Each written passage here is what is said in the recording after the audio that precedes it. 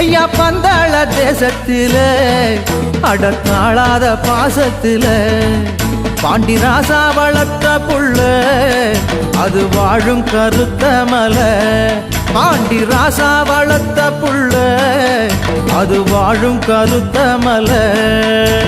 சபரிமலை சபரிமலை போக போறோம், சாமிகளை பார்க்க போறோம்.